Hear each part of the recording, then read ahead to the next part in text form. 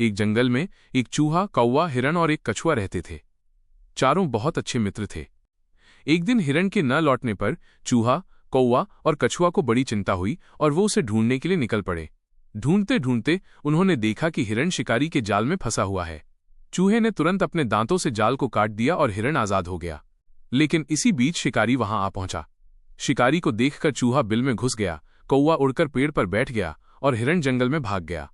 किंतु कछुआ के धीरे धीरे चलने के कारण शिकारी ने उसे पकड़ लिया और रस्सी से बांध दिया। जब कछुआ, कौवा और हिरण को पता चला कि शिकारी ने कछुए को पकड़ रखा है, तब उसे छुड़ाने के लिए उन्होंने एक योजना बनाई। हिरण शिकारी के रास्ते में मरे हुए के समान लेट गया और कौवा उसके सिर में बैठकर उसकी आंखों में चोंच मारने का नाटक करने लगा। जब शिकारी ने हिरण को देखा तो उसने कछुए को वहीं छोड़कर हिरण की ओर जाने लगा। इतने में चूहा आकर बंधे हुए कछुए की रस्सी को अपने दांतों से काटकर उसे आजाद कर दिया और उसे झाड़ियों में छिपा दिया।